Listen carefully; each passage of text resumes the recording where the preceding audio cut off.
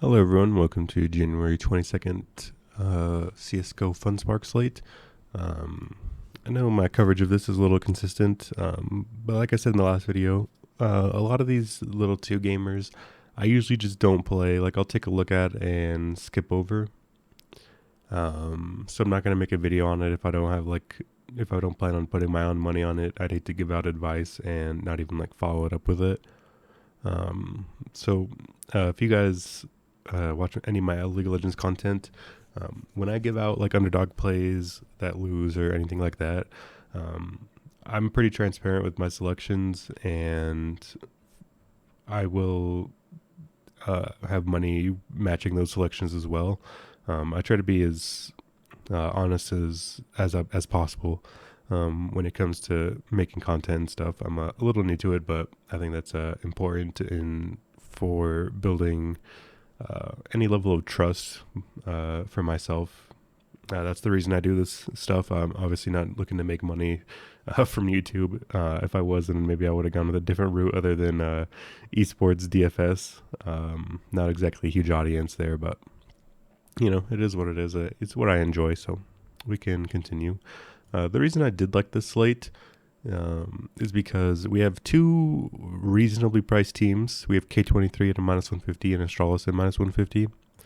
But the main thing I liked about this slate, and the reason I think I'm going to end up playing it, is this HLTV is annoying.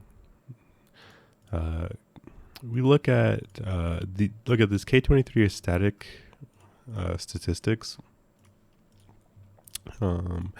Obviously, they've only been playing this month from after the break, but we look at the team KD ratio for this K23 team is super bad. Like, they don't even have a positive kill death ratio player. And then over on the static side, I mean, it's pretty heavily through Fasher and Wolfie. And then for the Astralis and Tropic side, although these are both good teams, again, we look at their month. The same could be said, we have a huge kill death ratio disparity here for these players. And I think for general and roster construction for CSGO, I think a lot more so in CS than League of Legends, for example. I think it's more important to kind of get leverage and stuff. I feel like CSGO is so day to day. If you guys have played any FPS games, even anything with mouse and keyboard, pretty much, you guys will know how day to day it can be in terms of just feeling comfortable with your aim and just having a good feeling day. We obviously try to use statistics to our advantage as much as possible, but things can change so day to day in CSGO from my experience. And I think that's where I kind of went wrong with the first video I made. I went with the complexity roster that I thought looked really good, but I think it should be more so just based on leverage and stuff. And I think hindsight, the leverage that you were getting with the static team would have been a pretty great spot. So I'm not an ownership guy that heavily, but I think looking at this slate, oh man, I accidentally closed it. I think what you can do is you can just look using those kill death ratio disparities that I showed. There's honestly a world where K23 win the series 2-1 and Aesthetic have the better DFS performances. The same could be said for Astralis, although I do like Astralis to win. The same could be said on the other side. So that's where I like. I just like the Aesthetic Astralis build. You can do pretty much anything you want because Lucky's been the Astralis second best player and he's 6,000. So it opens up a lot of things that you want. The difference between Glaive and Config is a little interesting. Config should be better, but he just kind of has not been. Check their scores.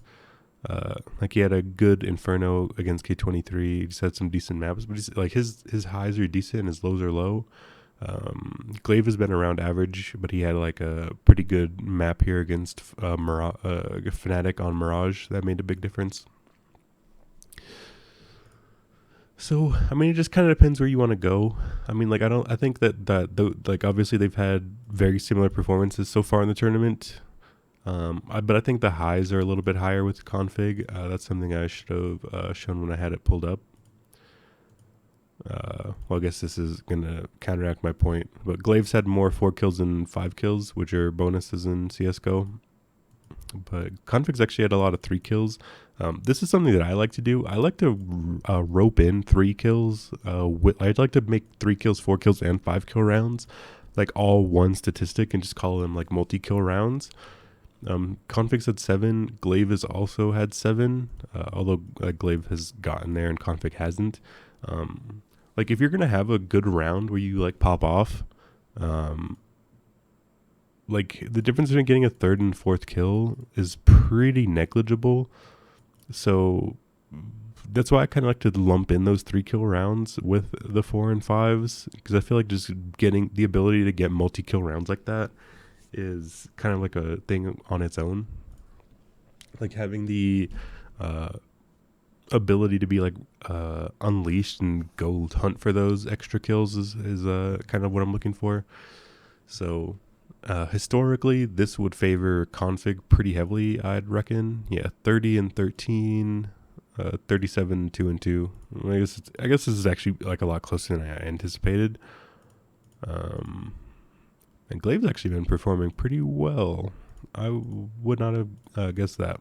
So I guess this is a bad example of my point, but I mean, for this slate specifically, it's just kind of like if you need the extra money, you can go down to Glaive. I don't think that's a problem. However, I think long-term config will be better than Glaive. So you can chuck in config, and then obviously from the static side, you're playing Fasher and Wolfie for sure. And then you can kind of go wherever you want from there. Bird from Sky, Manx, or Dafu. I don't think these all kind of feel bad. Just because they're not performing well individually. I guess Bird from Sky wouldn't be terrible. Manx wouldn't be bad either. I thought Minx was their sniper, but I guess that was a little outdated. But I think it wouldn't even be that crazy to play like one player from this EST side, or from the Entropic side, or K23 side, sorry. Although K23, they haven't gotten there that often as like in entire series. One thing I like to do is I like to check individual maps and see if like how they're doing on a map. So that was XA Power plus 11 map, Barcode, random name generator was +4, Norbert +3, and then Norbert again 8, XA Power and random numbers +4. So it hasn't been much, but I think you can get away with playing like a K23 one-off. I guess it would probably be X5 G7V, absolute lovely name to have to pronounce. Or if you think like a static can get the sweep. But if we look at check again, we go to their K23's series. Like XA Power had a +7, and that would have been the 3rd best in the series, so that's not terrible. Here they got blown out. This would not be good. I mean, this is a crazy thing. Looks like when K23 lose maps, they lose maps bad. So maybe you do just go with the 3rd static player.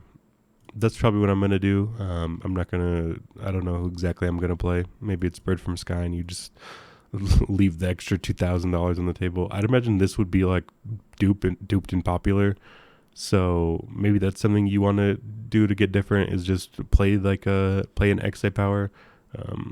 XA Power historically is a really, really strong individual player and can get there by himself for sure.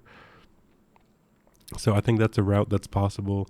But I think for the most part, going Astralis, getting Playmeth and Lucky, getting Fasher and Wolfie from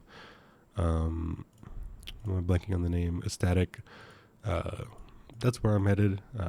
Figured I'd just make a quick video, tried to run through this slate again. Hopefully we get some better slates as the CSGO season kind of picks up, and we can break it down a little bit more. These two gamers aren't ideal, but if I'm gonna have money on the slate, might as well make a video on it.